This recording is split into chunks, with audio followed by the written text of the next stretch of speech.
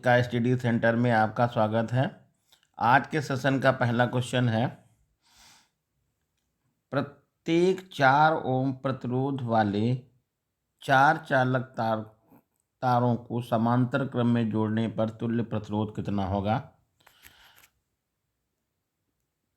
तो R1 is equal to R2 equal R3 equal R4 और ये इक्वल हो जाएगा 4 ओम। तो सभी प्रतिरोध कैसे हैं? बराबर मान के 4 ओम के हैं। जब समांतर क्रम में जोड़ेंगे तो समांतर क्रम का फार्मूला होता है 1/R is equal to 1/R1 plus R2 plus 1/R3 plus 1/R4। तो इस तरह से जो मान आ जाएगा 1/4 प्लस 1/4 प्लस 1/4 फिर 1/4। इनको जोड़ देंगे तो 1/R बराबर हो जाएगा 4/4, काट देंगे तो मान 1 आ जाएगा। तो R का मान हो जाएगा 1 ओम और ऑप्शन सही हो जाएगा पहला। एक उत्तल लेंस की क्षमता, 2 डायोप्टर है, फोकस दूरी बताइए। तो F is equal to 100/P, 100 की जगह पर 100 लिखिएगा, P की जगह पर 2 भाग करके आंसर पता कर लीजिएगा। तो आंसर आ जाएगा 50 और आंसर ये हो जाएगा option second. Third question number third है, विद्युत चुंबकीय प्रेरण के नियमों का प्रतिपादन किसने किया? तो ऑप्शन नंबर सेकंड होगा, फैराडे के नियम से। क्वेश्चन नंबर नेक्स्ट है, श्वेत प्रकाश के प्रिज्म से गुजरने पर किस रंग का विचलन सबसे अधिक होता है? तो बैंगनी रंग का विचलन सबसे ज़्यादा होता है।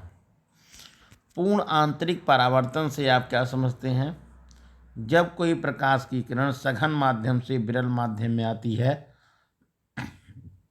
तो वह अविलंब से दूर हट जाती है, और यदि यहाँ पर आपतन कोण का मान बढ़ाते जाएं तो एक ऐसी कंडीशन आएगी कि जब ये अपवर्तन 90 अंश पर होता है तो इस आपतन कोण को हम कहते हैं क्रांतिक कोण, इसको हम C से लिखते हैं। लेकिन जब आपतन कोण का मान क्रांतिक कोण से बढ़ा दिया जाता है, जैसे ये आपका क्रांतिक कोण है, तो इससे मान और बढ़ा दिया गया तो प्रकाश की किरण उसी माध्यम में यानी सघन माध्यम में वापस लौट करके आ जाती है। इस घटना को पूर्ण आंतरिक परावर्तन कहते हैं।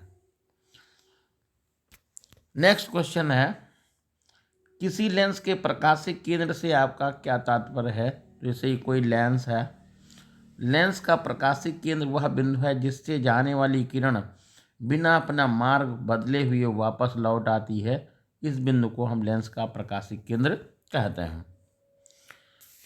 अगला क्वेश्चन है, किसी चालक के सिरों के बीच में विभवांतर 30 वोल्ट है और धारा का मान 3 एम्पीयर है। उष्मा प्रवाह की दर बताइए।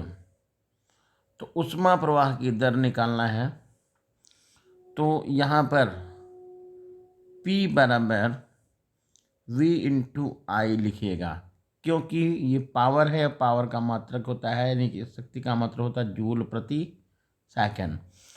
तो यहाँ पर V की जगह पर 30 लिखिएगा और I की जगह पर 3 लिख दीजिएगा, मल्टीप्लाई करेगा तो आपका ये हो जाएगा 90 जूल प्रति सेकंड या वाट। अगला क्वेश्चन है, एक उत्तल लेंस की फोकस दूरी 15 सेंटीमीटर है। वस्तु को मुख्य अक्ष पर ध्रुव से 30 सेंटीमीटर की दूरी पर रख दिया गया है। प्रतिबिंब की स्थिति ज्ञात कीजिए और किरण आरेख भी बताइए। देखिए, उत्तल दर्पण है, उत्तल दर्पण की फोकस दूरी 15 सेंटीमीटर, तो उत्तल दर्पण ये बना लीजिए। ये फोकस पॉइंट यहाँ पर आ जाएगा और यहाँ से यहाँ तक की दूरी कितनी हो जाएगी? 15 सेंटीमीटर। और इधर देखिए 30 सेंटीमीटर की दूरी पर वस्तु रखी हुई है, तो 30 सेंटीमीटर की दूरी पर वस्तु रखते हैं तो U का मान हो जाएगा -30 और यह का मान हो जाएगा 15 सेंटीमीटर। V का मान पता करना, V की स्थिति पता करना है तो U is equal to minus का 30 और F इजिकल टू ये है 15 सेंटीमीटर।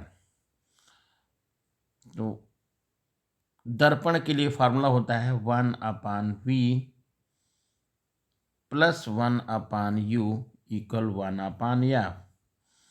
1/V हमको पता करना है और U का मान दिया हुआ है 1/30 और F का मान दिया हुआ 1/15।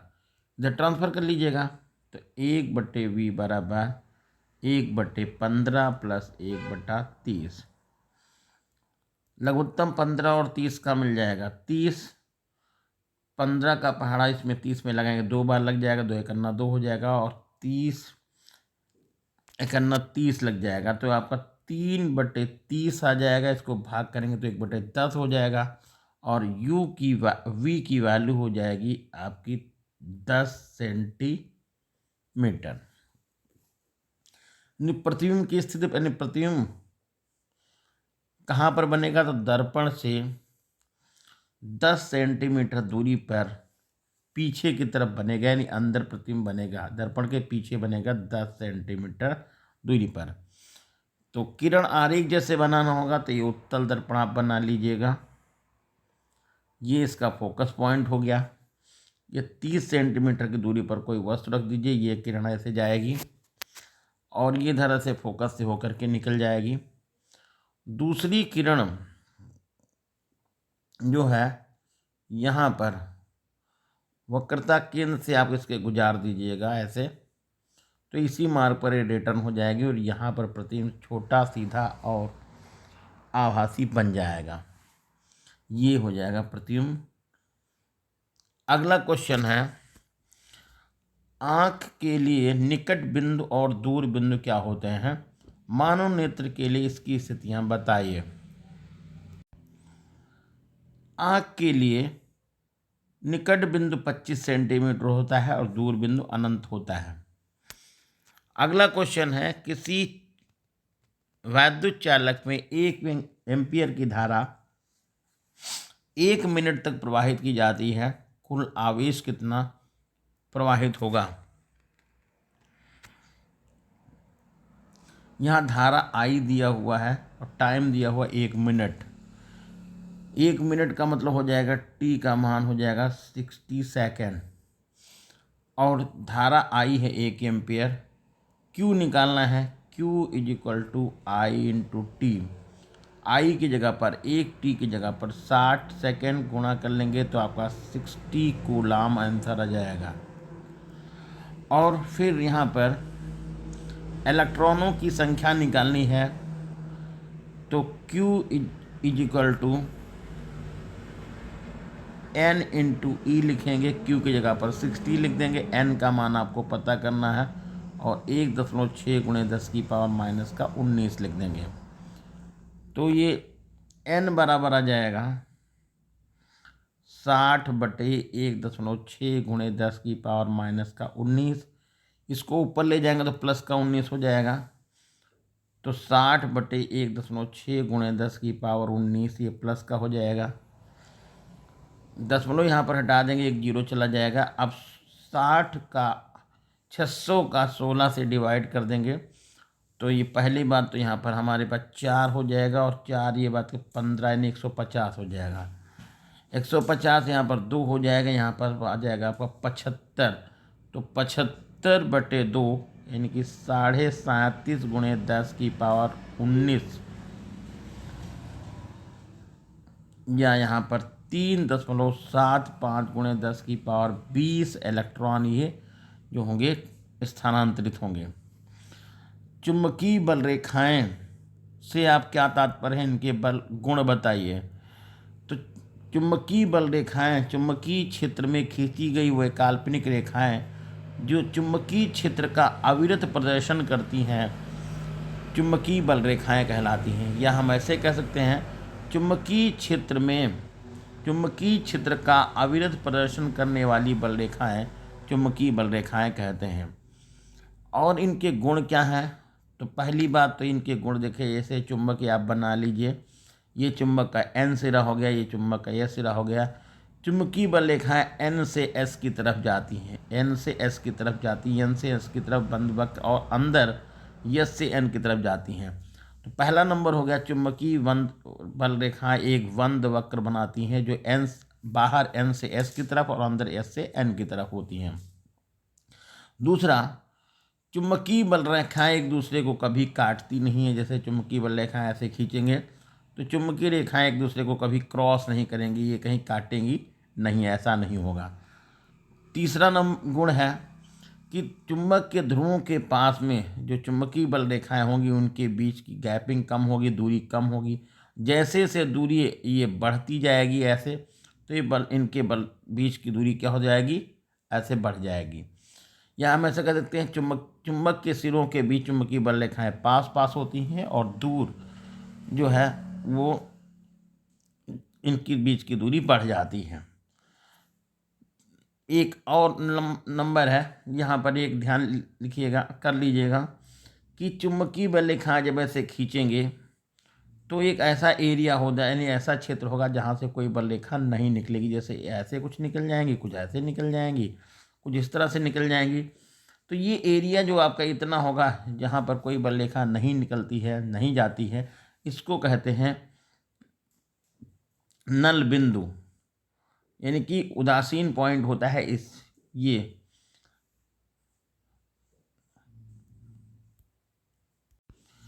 अगला क्वेश्चन है, किसका दृश्य क्षेत्र सबसे अधिकतम होता है? ध्यान दीजिएगा, उत्तल दर्पण का दृश्य सबसे ज़्यादा होता है। क्रांति कोण का मान अधिकतम होता है। तो क्रांति कोण का मान अधिकतम होता है बैंगनी रंग के लिए।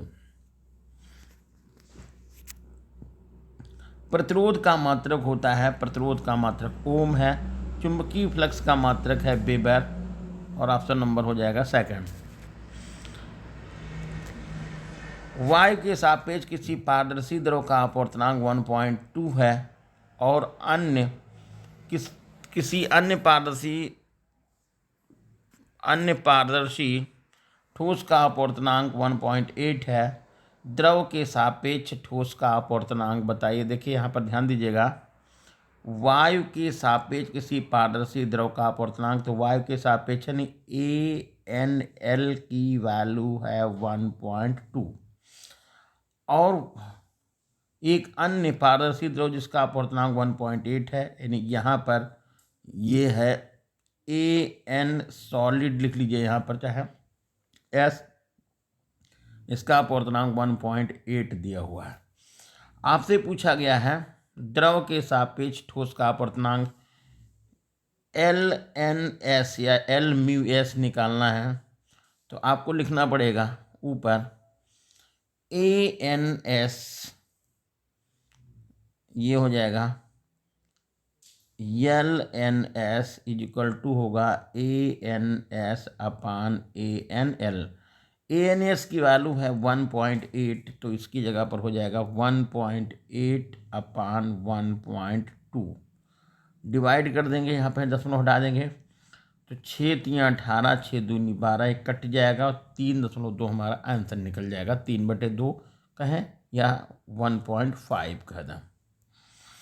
अगला क्वेश्चन है, किसी वैद्युत चालक में 10 एम्पीयर की धारा बह रही है, उसमें प्रति सेकंड बहने वाले इलेक्ट्रॉनों की संख्या बताइए।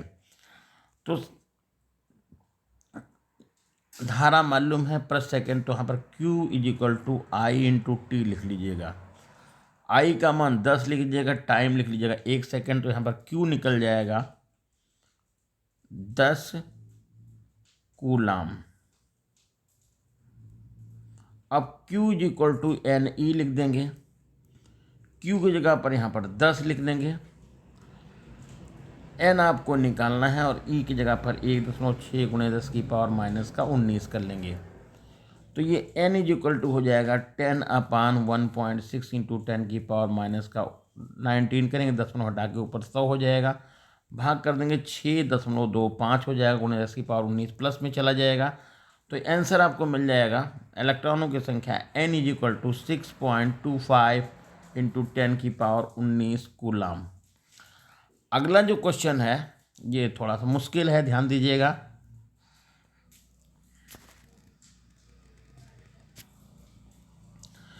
कि संलग्न वैद्युत परिपथ में बहने वाली धारा का मान बताइए। तो यहाँ पर देखिएगा, ये सेल लग रखा है, यहाँ पर एक कुंजी लगा रखी है, स्विच, ये 12 वोल्ट की एक बैटरी है। और यहाँ पर देखिए ये I1 इधर दिखा दिया है ये। तो यहाँ पर देखिए एक चीज़ है, आई की वैल्यू पता करनी। आई ये वाली धारा है। तो पहले यदि आप ध्यान से देखेंगे तो ये 3 जो प्रतिरोध हैं, ये 3 प्रतिरोध श्रेणी क्रम में जुड़े हुए हैं। कौन कौन से 3 प्रतिरोध? ये वाले 3 प्रतिरोध श्रेणी क्रम में जुड़े हुए हैं। तो 1 + 4 + 1 ये मिल जाएगा 6 ओम का प्रतिरोध श्रेणी क्रम में लग गया। तो अब इन दो क्यों श्रेणी क्रम में इनका जो मान हो जाएगा R = R1 + R2 + R3 होता है।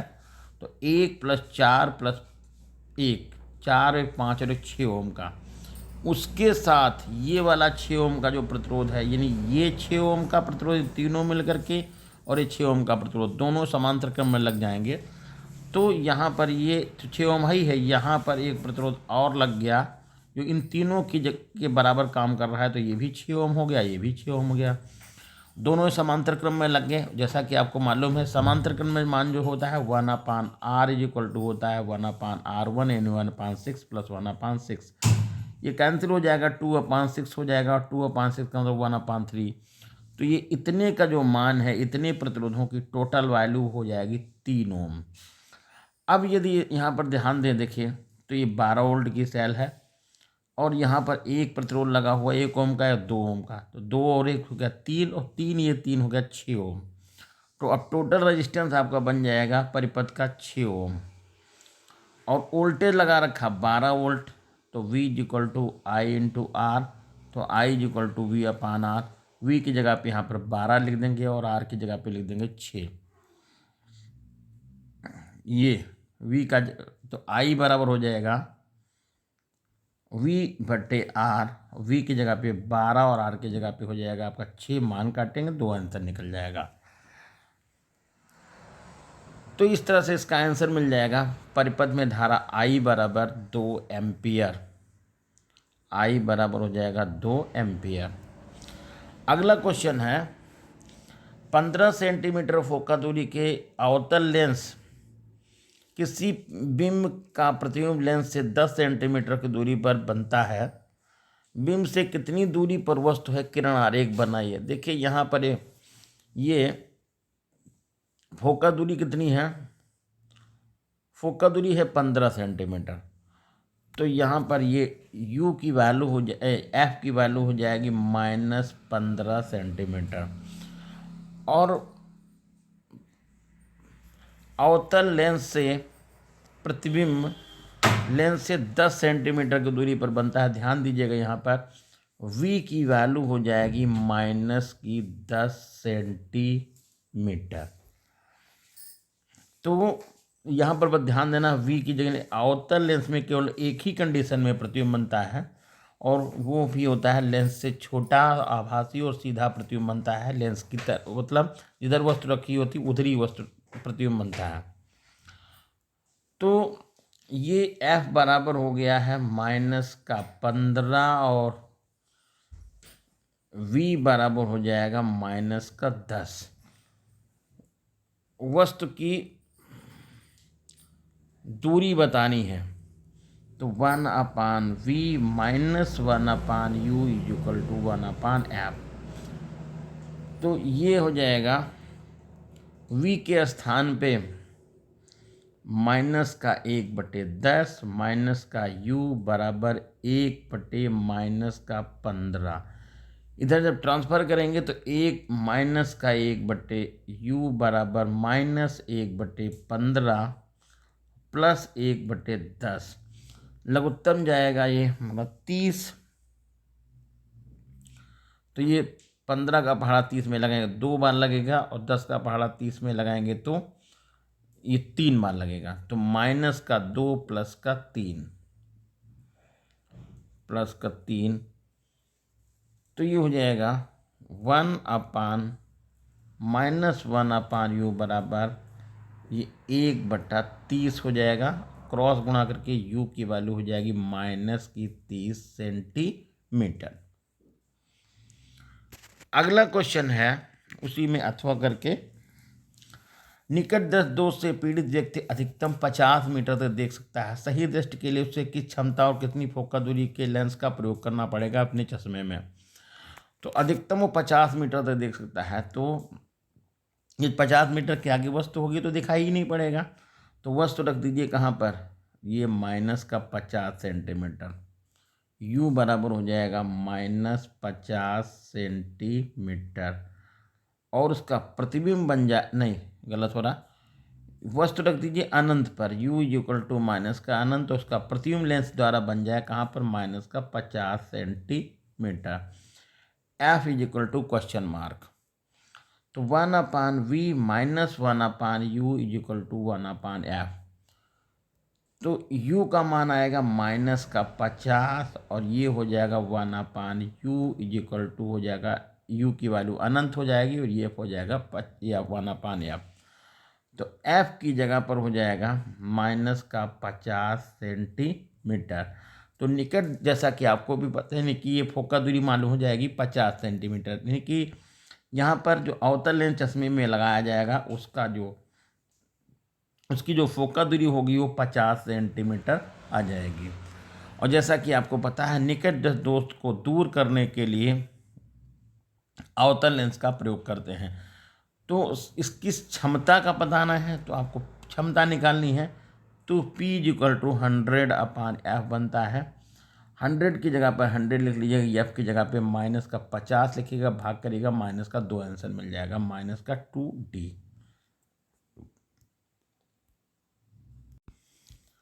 अगला क्वेश्चन है, किसी अवतल दर्पण द्वारा आभासी सीधा और आवर्धित प्रतिबिंब बनता है, वस्तु की स्थिति बताइए। तो अवतल दर्पण में आभासी सीधा प्रतिबिंब तभी बनता है जब वस्तु दर्पण और फोकस के बीच में रखी होती है, यानी ऑप्शन सही हो जाएगा, फर्स्ट ध्रुव और फोकस के बीच में। क्वेश्चन नंबर नेक्स्ट है, बिजली के बल्ब का फिलामेंट होता है, बिजली के बल्ब का फिलामेंट जो होता है वो टंगस्टन का बना होता है और ऑप्शन नंबर जाएगा सेकंड। कांच का अपवर्तनांक होता है, कांच का अपवर्तनांक अधिकतम होता है, कांच का अपवर्तनांक अधिकतम बैंगनी रंग के लिए होता है, ऑप्शन नंबर जाएगा सेकंड। क्वेश्चन नंबर नेक्स्ट है, ये है, निम्नलिखित में से कौन सा पद परिपथ में वैद्युत शक्ति को प्रदर्शित नहीं करता है? तो देखिए पहला वाला है I²R, बिल्कुल सही लिखा हुआ है। P = V × I होता है और P = V²/R, ये सही लिखे हुए, लेकिन ये वाला जो ऑप्शन है वो गलत है और यही आपसे सही कहा जाएगा, ऑप्शन नंबर सेकंड। अगला क्वेश्चन है, संलग्न चित्र के अनुसार प्रकाश की किरण वायु से किसी माध्यम में प्रवेश करती है, वायु के सापेक्ष उस माध्यम का अपवर्तनांक बताइए। देखिए यहाँ पर ध्यान देना है, ये जो पूरा कोण है वो आपका 90 का होगा, उसमें से 60 आप घटा दीजिएगा तो ये आपतन कोण जो बनेगा वो I हो जाएगा 30 अंश, तो I की वैल्यू हो जाएगी 30। और ये वाला देखिए पूरा कोण भी 90 अंश है, इसमें से 45 घटा दीजिएगा तो 45 से R बराबर कितना हो जाएगा, 45 अंश। अब यहाँ पर स्नेल का नियम लगा दीजिएगा, तो N = होता है sin I/sin R। I की जगह पे sin 30 लिख दीजिएगा और R की जगह पे sin 45 लिख दीजिएगा। तो N की जगह पर N हो जाएगा, sin 30 का मान होता है 1/2 और sin 45 का मान होता है 1/√2। तो ये N = हो जाएगा √2/2, जिसको हम आगे थोड़ा सा ले जाएंगे तो ये हो जाएगा हमारे पास कि ये इसको √2 लिख दें, यहाँ पर √2 भी कर दें, तब बात तो वही है, ये कट जाएगा। तो 1/√2 यानी N की जो वैल्यू आएगी, N बराबर हो जाएगा 1/√2। नेक्स्ट क्वेश्चन है, किसी निकट दृष्ट दोष से पीड़ित व्यक्ति का दूर बिंदु नेत्र से 30-80 सेंटीमीटर है। इस दोष को दूर करने के लिए आवश्यक लेंस की प्रकृति और क्षमता बताइए। तो निकट दृष्ट दोष से पीड़ित व्यक्ति, उसका जो है दूर बिंदु कहाँ है, दूर बिंदु नेत्र से 80 सेंटीमीटर की दूरी पर है। तो इसका मतलब हुआ निकट दृष्ट दोष में यही होता है कि नज़दीक की वस्तुएं दिखाई देती हैं, मतलब उसको 80 सेंटीमीटर तक दिखता है। निकट दृष्ट दोष से पीड़ित व्यक्ति का दूर बिंदु नेत्र से 80 सेंटीमीटर में है। निकट दृष्ट दोष का मतलब होता है उसको नज़दीक की वस्तुएं दिखाई देती हैं। नज़दीक का मतलब होता है 80 सेंटीमीटर तक की वस्तुएं उसको दिखाई पड़ती हैं। 80 सेंटीमीटर के बाद वस्तुएं उसको दिखाई नहीं पड़ेंगी।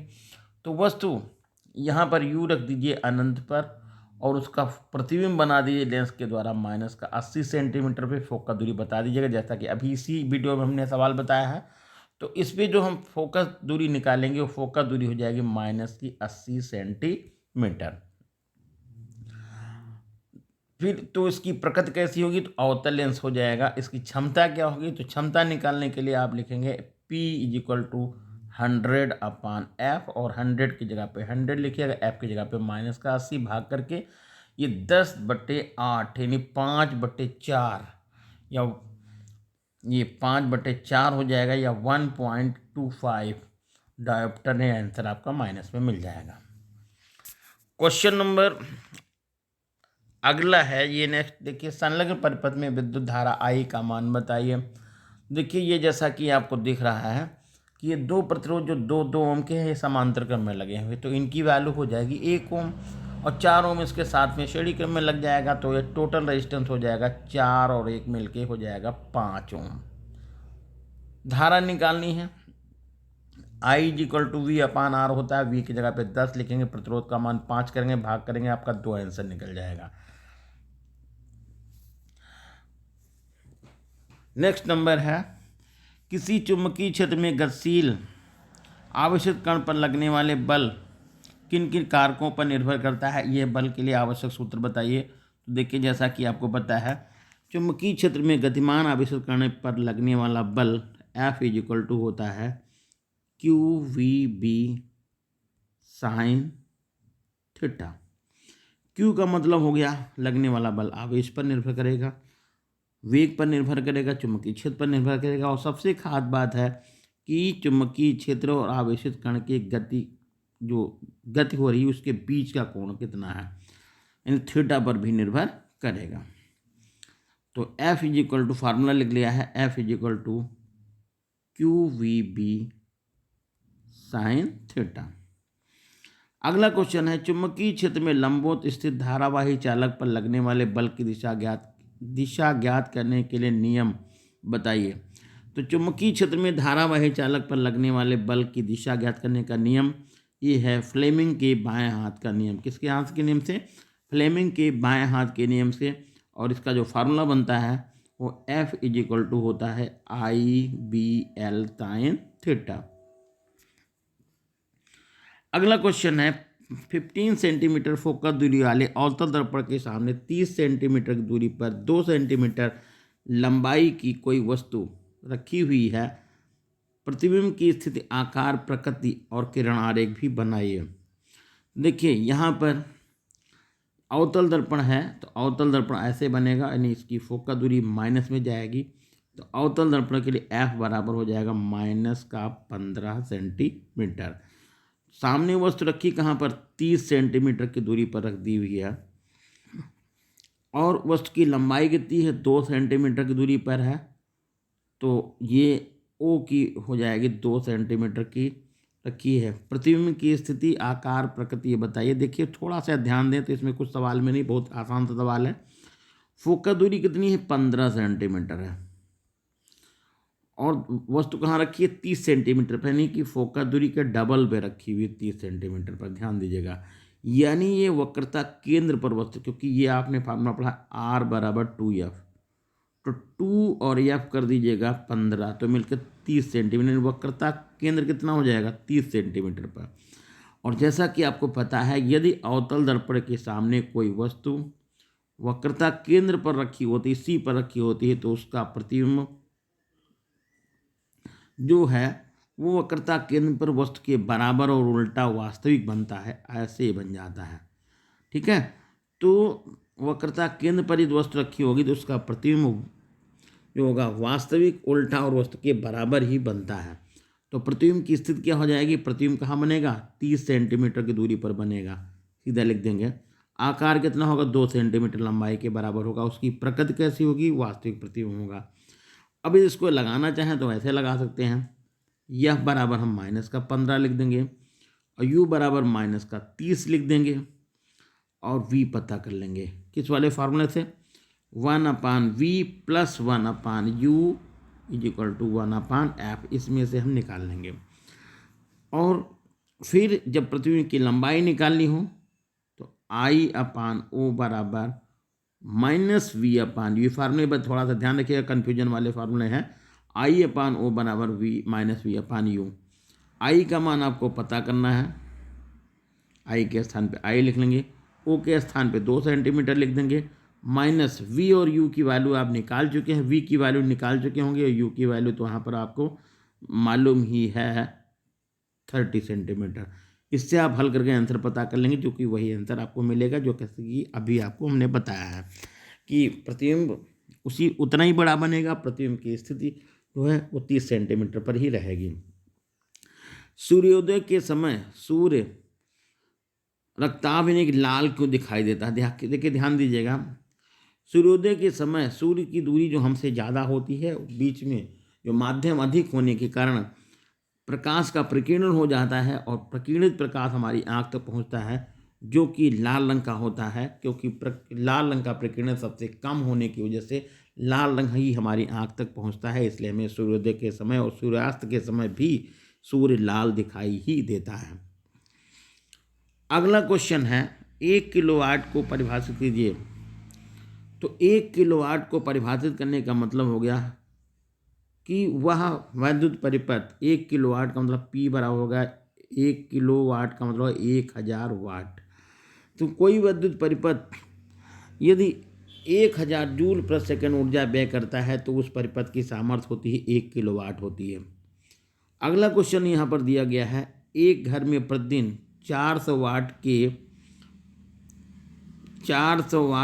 एक घर में 400 वाट के, थोड़ा कन्फ्यूजन यहाँ पर हो रहा है कि 400 वाट के क्या चीज़ है। रेफ्रिजरेटर, 400 वाट के एक रेफ्रिजरेटर का 4 घंटे तक, 80 वाट के 2 पंखे 12 घंटे तक, 100 वाट के 8 बल्ब का 5 घंटे तक उपयोग होता है। ये आपको दिखाना है कि जून के महीने में व्यय कितना होगा, और यदि वैद्युत ऊर्जा 3 रुपये प्रति यूनिट के दर से है तो उसका जो है खर्चा यानी कि बिजली का बिल कितना होगा। यहाँ पर थोड़ा सा ध्यान दीजिएगा, सवाल थोड़ा सा टेक्निकल है, ध्यान नहीं देंगे तो लग नहीं पाएगा। देखिए सबसे पहले ये है, रेफ्रिजरेटर कितने दिन प्रतिदिन 400 वाट जो है 4 घंटे तक यूज होता है। अब 4 घंटे तक यूज हो रहा है और पंखा 12 घंटे तक, तो ऐसा कर लीजिएगा, सबसे पहले हम ये निकालेंगे कि रेफ्रिजरेटर में व्यय ऊर्जा कितनी हो गई है। तो फार्मूला यहाँ पर बनता है किलोवाट घंटा या यूनिट का, वाट गुणे घंटे बटे 1000, वाट गुणे घंटे बटे 1000। ध्यान दीजिएगा थोड़ा सा, यहाँ पर 400 वाट का एक ये फ्रिज है और 4 घंटे वो प्रयोग होता है, लेकिन प्रतिदिन। यहाँ पर एक खास बात और देखिए, जून का जो महीना होता है वो 30 दिन का होता है, तो एक दिन में वो 4 घंटे प्रयोग होता है, तो 30 दिन आप यहाँ पर लिखेंगे। तो वाट गुणे घंटे, और यानी वाट हो गया आपका कितना 400, घंटे हो गए 4 गुणे 30 और बटे हो जाएगा 1000। तो 1 2 3 1 2 3 4 3 12 12 चौक 48, तो 48 वाट निकल जो है यूनिट तो बिजली खर्चा हो जाएगा किससे, फ्रिज से। अब 80 वाट के 2 पंखे 12 घंटे तक प्रयोग करते हैं, तो इसके लिए यहाँ पर क्या करेंगे, 80 वाट है तो 80 वाट को हम 2 से गुणा करेंगे तो 160 ही हो जाएगा, क्योंकि 2 पंखे चल रहे हैं। वाट गुणे घंटे कितने हैं, ये 12 घंटे हैं, लेकिन कितने दिन तक है, 30 है, और बट्टे कितना करेंगे 1000। 160 ही पंखों के लिए लिख लिया। 12 घंटे प्रयोग होते हैं, 12 घंटे लिखे। कितने दिन है, ये जो 30 दिन हो गए, तो 1 0 इधर से 1 0 इधर से कट गया। अब हमारे पास यहाँ पर देखिए 10 बच रहा नीचे, ऊपर यहाँ पर देखिए काटेंगे तो हमारे पास आ जाएगा कि ये 16 गुणे 12 गुणे 3, ऐसा करेंगे 16 गुणे 12 गुणे 3 बटे 10, ये कर लेंगे। 48 वाट उधर से था, वो भी ध्यान रखिएगा। अब यहाँ पर आगे दिया हुआ है 100 वाट के 8 बल्ब 5 घंटे तक प्रयोग करते हैं। 100 वाट के 8 बल्ब हो गए तो ये 800 वाट हो जाएगा, और 5 घंटे गुणे 3 कर लेंगे, ये 30। 1 घंटे तो 1 दिन में तो 5 घंटे चलना है, और ये 1000 करेंगे। 1 2 3 1 2 3 ये हो जाएगा। तो 5 और 40, 40 3 120, तो 120 तो ये हो गए 120 ये वाले, 48 फ्रिज वाले, 120 प्लस 48 प्लस ये जो हमारे पास आ रहा था 16 गुणे 12 गुणे 3 करके जो भी है, बटे यहाँ पर 10 करके, इन सबको हम आपस में क्या करेंगे, जोड़ लेंगे। और आपस में जोड़ने के बाद जो व्यय आएगा वो कुल किलोवाट घंटा या यूनिट निकल जाएगा। तो यूनिट में आपको बिल पता चल जाएगा। फिर इसको कितने से गुणा करेंगे, 3 से गुणा करके रुपए में हम बिजली का बिल लिख देंगे। ये आपका आंसर यहाँ पर मिल जाएगा। तो ये था आज का वीडियो। थोड़ा सा सेशन लंबा हो गया है, फिर भी आप थोड़ा सा इसको ध्यान दीजिएगा, और एक एक करके बारी बारी से इसको जो आप हल करिएगा, कागज़ कलम रख करके आप इसको हल करेंगे तो आपको इसका जो समझने में भी आसानी रहेगी। और कहीं पर कोई दिक्कत आ रही है तो आप हमसे फ़ोन से जुड़ सकते हैं, व्हाट्सएप से जुड़ सकते हैं, और आप हमसे किसी भी तरह से सहायता ले सकते हैं।